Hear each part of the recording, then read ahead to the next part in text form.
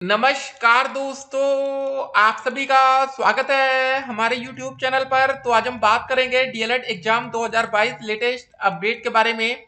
तो आज हमारी तारीख हो चुकी है 21 नवंबर 2022 की बड़ी अपडेट में। सबसे पहले बात करेंगे आज की breaking news. PNP latest update को हम इस वीडियो में डिस्कस करेंगे। DElEd first, second, third, fourth semester date sheet 2022 की अपडेट को देखने वाले हैं। बात करेंगे UP TET, C TET, super TET के हर एक बड़ी अपडेट के बारे में। डीएलएड स्कूटी रिजल्ट की लेटेस्ट अपडेट को हम इस वीडियो में देखेंगे।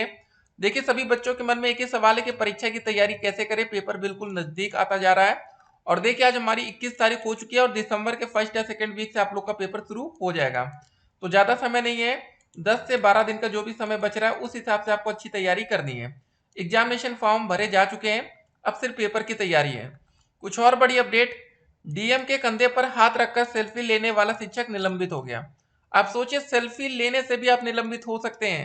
ठीक है, तो क्या गलती इन्होंने की है, पूरी अपडेट हम आपके सामने रखेंगे। 21,000 सिपाहियों की प्रमोशन प्रक्रिया पूरी, जल्द बनेंगे हेड कांस्टेबल, पूरी अपडेट को हम देखेंगे। और दोस्तों, जो हमारा मामला बीएसटीसी, ठीक है, वर्सेस बीएड का मामला जो सुप्रीम कोर्ट में चल रहा है, उस अपडेट को भी हम इस वीडियो में देखने वाले हैं।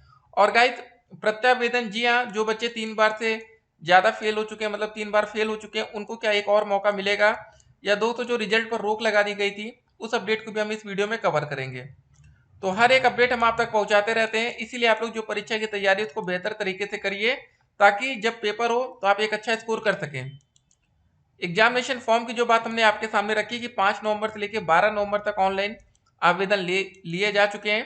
क्या फिर से मौका मिलेगा फेल छात्रों को? जी हाँ दोस्तों, बहुत से बच्चों का आवेदन नहीं हो पाया क्योंकि उन बच्चों का नाम आवेदन करते समय लिस्ट में नहीं था। तो बच्चों के मन में एक ही सवाल है कि क्या एक और मौका मिल सकता है, पेपर की तैयारी करते रहें ना करें। गाइस देखिए, आप लोग अपनी तैयारी कंटिन्यू रखिएगा। अगर आपको मौका मिलता है तो एक बेहतर विकल्प है, लेकिन अभी देखिए, जो सबसे बड़ी बात है ना, अभी आपके पास जो सबसे बड़ा मौका मिल रहा है वो है स्कूटनी रिजल्ट का। जी हाँ दोस्त, आप इसमें एक अच्छा स्कोर कर सकते हैं। ठीक है, स्कूटनी रिजल्ट बहुत कुछ डिसाइड कर देगा। तो फिलहाल थोड़ा सा सब्र करिए, बाकी जो भी अपडेट आएगी अपडेट हम आप तक पहुंचाएंगे। पीएनपी से जो भी लेटेस्ट नोटिस की अपडेट होगी वो अपडेट हम आप तक पहुंचाएंगे। देखिए, एक और खबर थी कि फर्जी दस्तावेज से नौकरी पाने वाला शिक्षक बर्खास्त हो गया है। ठीक है, ये भी एक बड़ी खबर है। जैसे कुछ लोग क्या करते हैं कि फर्जी दस्तावेज तैयार करते हैं और नौकरी पाने की कोशिश करते हैं, उनको बर्खास्त भी किया जाता है। इस अपडेट को जरा देखते हैं, जो कि बढ़िया खबर है आप लोगों के लिए। दिल्ली से अपडेट आ रही है कि बीएसटीसी बीएड विवाद पर सुप्रीम कोर्ट से बड़ी खबर है। 24 नवंबर 2022 को सुप्रीम कोर्ट में कोर्ट नंबर 12 आइटम नंबर 18 पर लिस्टेड हुआ है केस। जस्टिस अनिरुद्ध बोस एवं जस्टिस बेला एम त्रिवेदी की बेंच में 24 नवंबर 2022 को हो सकती है फाइनल सुनवाई। जी हाँ दोस्तों, निर्णय जल्द ही आने वाला है। अंतिम सुनवाई के दौर में चल रहा है मामला। जैसे ही दोस्तों अपडेट निकल कर आती है, अगर ये अपडेट आ जाती है कि बीएड के छात्रों को आगे आने वाली प्राथमिक शिक्षक भर्ती में मौका नहीं मिलेगा, तो एक बार फिर से डीएलएड कॉलेजों में बाहर आ जाएगी, मतलब एडमिशन की लंबी कतारें लगनी शुरू हो जाएंगी। देखिए, जो भी बड़ी वैकेंसी आती है, अगर आप लोग टीजीटी वैकेंसी के बारे में जानते हो तो वहां पर सब्जेक्ट वाइज वैकेंसी रहती है कि मैथ्स में इतनी आई है, साइंस में इतनी आई है। ठीक है, तो कुल मिला के ये समझ लीजिए, जो भी बड़ी वैकेंसी होती है वो प्राथमिक भर्ती में होती है। अगर आप जूनियर वैकेंसी का भी डाटा निकाल कर देखेंगे तो टोटल 1894 पद थे, जिसमें 390 पद प्रधानाध्यापक के हैं, 1504 सहायक अध्यापक के। अब बताइए 1504 पदों में क्या होगा? 69,000 शिक्षक भर्ती के अगर घोटाले की बात करते तो सिर्फ और सिर्फ 6,800 सीटों पर तो आरक्षण घोटाला हो जाता है। और जूनियर में 1504 टोटल पद है, जिसमें general, OBC, SC, ST, physical handicap, EWS सारी कैटेगरी उसी में आ जाती है। तो आप सोचिए कि प्राथमिक शिक्षक भर्ती बड़ी हुई कि जूनियर, वैकेंसी जहां पर ज्यादा है वहां पर नौकरी पाने के चांस भी ज्यादा हो जाते हैं आप लोगों के। तो इस हिसाब से कि अगर प्राथमिक भर्ती से बीएड के छात्रों को बाहर किया गया तो उनको एक बड़ा झटका लगेगा। जो हमने आपको एक और बड़ी बात बताई कि एक बात और हमने कल आपको बताया था कि वैकेंसी जब भी आएगी, ठीक है, तो उसमें से नौकरी पाने वाले बच्चों का परसेंटेज होता है मैक्सिमम टू मैक्सिमम 5%, या बहुत ज़्यादा 10 हो जाएगा। ठीक है, अब जरा समझिए वैकेंसी आ कितनी सकती है। देखिए, बात हो रही थी 51,112 पद, ये इतने पदों पर तो एक उम्मीद हम कर सकते हैं कि आ ही सकती है, इसमें कोई डाउट नहीं होना चाहिए।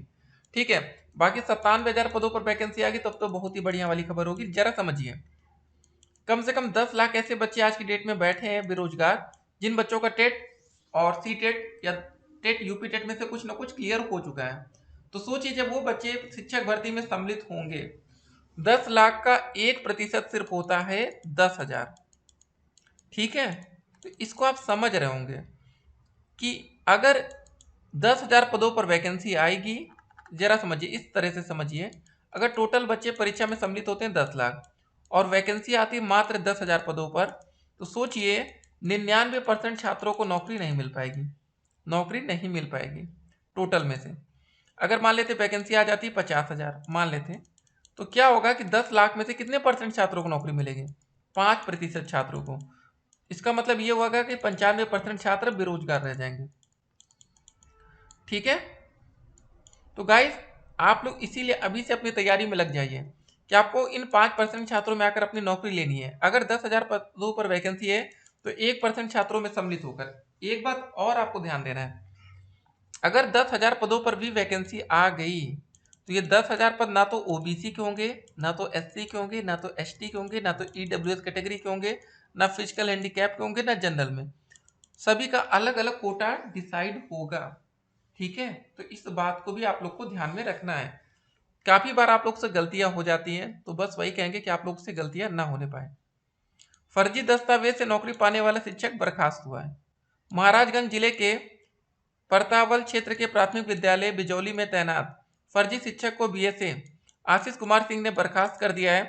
साथ ही उसके खिलाफ एफआईआर दर्ज कराने के लिए परतवाल के बीईओ को आदेश जारी किया गया है। संत कबीर नगर के एक शिकायतकर्ता ने आईजीआरएस पर परतवाल क्षेत्र के प्राथमिक विद्यालय बिजौली के सहायक अध्यापक दिनेश चंद्र की नियुक्ति में फर्जीवाड़े की शिकायत की थी। तो ये दोस्तों मामला है, तो अगर शिकायत होती है तो देखिए कार्रवाई हो जाती है। अब जरा इस अपडेट को देखते हैं, क्योंकि ये गलती आप लोग भी आगे चलकर कर सकते हैं। प्रतापगढ़ से अपडेट है कि डीएम के कंधे पर हाथ रखकर सेल्फी लेने वाले शिक्षक को निलंबित कर दिया गया है। ठीक है, मुंह लगे शिक्षक पर बीएसए कार्रवाई करने के पक्ष में नहीं थे, मगर जब डीएम के नाराजगी की जानकारी हुई तो शनिवार की शाम शिक्षक के निलंबन का आदेश जारी करना पड़ा। हालांकि निलंबन की कार्रवाई उसी तिथि में किया गया है जिस दिन शिक्षक ने यह हरकत की थी। शुक्रवार को स्टेडियम में बेसिक शिक्षा विभाग की जनपदीय बाल क्रीड़ा प्रतियोगिता का समापन समारोह में जिलाधिकारी डॉक्टर नितिन बंसल और बतौर मुख्य अतिथि के रूप में पहुंचे थे। माल्यार्पण के दौर प्रारंभ होते ही, ठीक है, बेल खरनाथ धाम ब्लॉक के प्राइमरी स्कूल चलाकपुर के प्रधानाध्यापक ललित कुमार मिश्र भी पहुंचे। प्रत्यक्षदर्शियों के अनुसार शिक्षक माल्यार्पण के उपरांत जिलाधिकारी के कंधे पर हाथ रखकर सेल्फी लेने लगे। शिक्षक की यह हरकत देखकर डीएम ने नाराजगी जताई, जिसके बाद बीएसए ने माल्यार्पण का कार्यक्रम बंद करा दिया। ठीक है, था बच्चों का हौसला बढ़ाने के लिए डीएम कार्यक्रम में डटे रहे। कार्यक्रम में शिक्षकों की अनुशासनहीनता देख डीएम विजेता और उप विजेता को ट्रॉफी दिए बगैर ही चले गए। इसके बाद भी बीएसए ने शिक्षक के खिलाफ कार्रवाई नहीं की।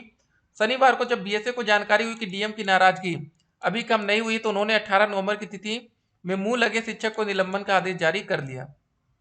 सेल्फी खोज रहे हैं, बीएसए शिक्षक को निलंबित करने के बाद बीएसए अब उस सेल्फी को खोज रहे हैं जो शिक्षक ने डीएम के कंधे पर हाथ रखकर खींचा था।